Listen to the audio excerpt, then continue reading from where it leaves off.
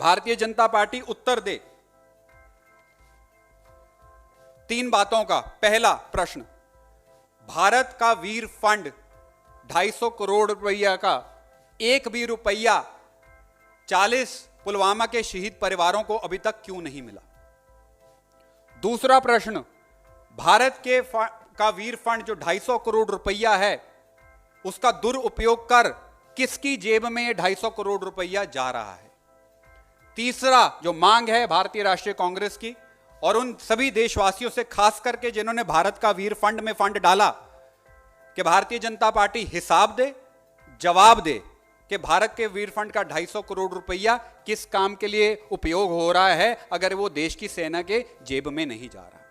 महात्मा गांधी को देश प्रेम का सर्टिफिकेट उस संगठन से नहीं चाहिए जो गोरों के जासूस थे और गोरों के सरकार के चमचे थे। अनंत हेगड़े उस संगठन से आते हैं जिन्होंने तिरंगे का विरोध किया, जिन्होंने संविधान का विरोध किया, जिन्होंने भारत छोड़ो आंदोलन का विरोध किया। ये बयान कांग्रेस के युवा दिग्गज नेता जयवीर शेरगिल का है। उन्होंने ये मुंहतोड़ जवाब उस वक्त दिया था जब भाजपा नेता अनंत हेगड़े ने महात्मा गांधी की अगुवाई में चले स्वतंत्रता आंदोलन को ड्रामा बता दिया था।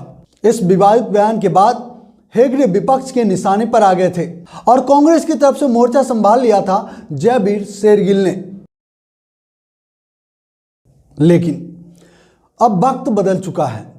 राजनीति के चालू चिड़ियां एक के बाद एक अपनी तमाम आदर्शों, विचारधाराओं से किनारा कर सत्ताधारी पार्टी में अपना वजूद तलाश रही है।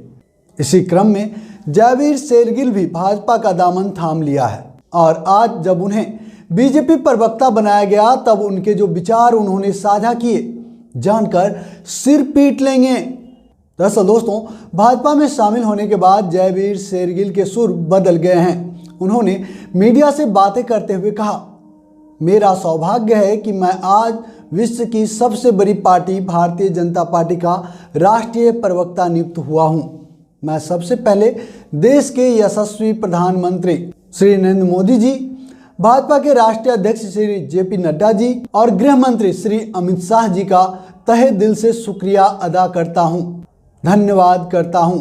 यही नहीं, उन्होंने आगे कहा कि आज अहम दिन है, इसलिए है क्योंकि आज मैं नकारात्मक राजनीति से सकारात्मक राजनीति की ओर जा रहा हूं, अंधकार से प्रकाश की ओर जा रहा हूं, चमचागिरी पथ से कर्तव्य पथ की ओर जा रहा हूं। आज मैं देश को बनाने वाली पार्टी में शामिल होने जा रहा हूं। तब उनके बयान की प्रमुख बिंदुओं पर आपका ध्यान चाहूंगा। पहला, जयवीर शेरगिल ने कहा, मैं नकारात्मक राजनीति से सकारात्मक राजनीति की ओर जा रहा हूं। तो ऐसे में मैं उनसे पूछना चाहता हूं कि विपक्ष के द्वारा उठाए गए जनता के जरूरी मुद्दे, जयवीर जी, कब से नकारात्मक राजनीति हो गई? क्या अब देश में एक ही पार्टी रहेगी? आने वाले दिनों में वो देश में लोकतंत्र नहीं बल्कि चीन की तरह तानाशाही तंत्र देखना चाहते हैं। अब उनकी दूसरी बात, अंधकार से प्रकाश की ओर जा रहा हूं। अच्छा है, हर किसी को प्रकाश की जरूरत है और हर कोई प्रकाश की ओर ही जाना चाहता है, परंतु साहब, सत्ता पक्ष में जाने से ही रतौंधी का इलाज होता है। अगर आपकी ये दलील है तो फिर देश के सभी डॉक्टरों को अपने लिस्ट से रतौंधी को हटा देना चाहिए। और रही बात प्रकाश की ओर जाने की बात, तो आपको रतौंधी नहीं मोतियाबिंद मुबारक हो। दोस्तों, आगे वो कहते हैं कि चमचागिरी से कर्तव्य पथ की ओर जा रहा हूं। ऐसे में मैं जयवीर शेरगिल जी से कहना चाहता हूं कि आप जिस अजीमो शान शहंशाह को तिस्मार खान समझ रहे हैं और खुद के संविधान विरोधी कदम को आज सही ठहराने की नाकामयाब कोशिश कर रहे हैं ना, उस महाशय ने अपने द्वारा किए गए वादों का 1% भी डिलीवरी जनता को नहीं दिया है और आज अलग अलग मंचों से जनता को कर्तव्य याद दिला रहे हैं। ऐसे में आप क्या कर्तव्य निर्वाह करेंगे? इसका जवाब भविष्य के गर्भ में है, परंतु इसकी गुंजाइश ना के बराबर ही है, क्योंकि पिछले 8 सालों से आपके नए घर के तथाकथित दिग्गज नेताओं के मुंह सिले रहते हैं, चाहे बेटियों के अस्मत क्यों ना लुट जाए। हाँ, ऐसी परिस्थिति में जब अस्मत लूटने वाले बलात्कारी भाजपाई या फिर उनसे जुड़े कार्यकर्ता होते हैं, तब उनका एक काम और बढ़ जाता है, बलात्कारियों के पक्ष में रैली निकालना। हो सकता है बहुत जल्द आपको बलात्कारी के पक्ष में रैली भी निकालना पड़े। तो आपको आपकी नई राह मुबारक हो। दोस्तों, इसके बाद जो उन्होंने कहा वो सुनकर आप हंसते हंसते पागल हो जाएंगे। जयवीर शेरगिल कहते हैं, आज मैं देश को बनाने वाली पार्टी में शामिल हो रहा हूं। अब इस बात पर मैं क्या ही कहूं, जो पार्टी खुद जन्म लेते लेते 1975 पार कर गई, वो पार्टी को एक नया नवेला कांग्रेसी उसमें जाकर कहता है कि मैं देश बनाने वाली पार्टी में शामिल हो रहा हूं। तो अब मैं जयवीर जी के इस बयान पर क्या ही कहूं। इन्हें अब देश के संसाधन मित्रों के हवाले औने पौने दाम में गिरवी रखना देश बनाना नजर आ रहा है।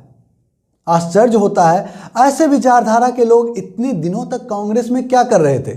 इनकी सोच संघियों भाजपाइयों से इतनी मिलती जुलती लगती है कि लगता ही नहीं कि मैं किसी पूर्व कांग्रेसी नेता की बात कर रहा हूं। दोस्तों, ऐसे लोगों को क्या ही कहूं।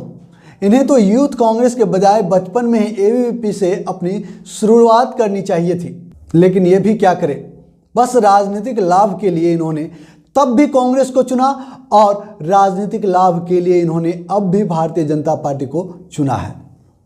तो दोस्तों, अंत में जयवीर शेरगिल के लिए अस्तो मां सद्गमय तमसो मां ज्योतिर्गमय मृत्युर्मा अमृतम गमय। पहले भारतीय जनता पार्टी ने इस देश के युवा को ठगा, भारतीय जनता पार्टी ने इस देश के जो किसान को ठगा, भारतीय जनता पार्टी ने इस देश के छोटे और मध्यम व्यापारी को ठगा, भारतीय जनता पार्टी ने इस देश की महिलाओं को ठगा। अब भारतीय जनता पार्टी सैनिकों को भी और उनके जो शहीद सैनिक हैं उनके परिवारों को भी ठगने का काम कर रही है। भारतीय जनता पार्टी को थोड़ी शर्म करो, भारतीय जनता पार्टी को थोड़ी शर्म करो। इन सैनिकों के परिवारों की अगर हाय लगी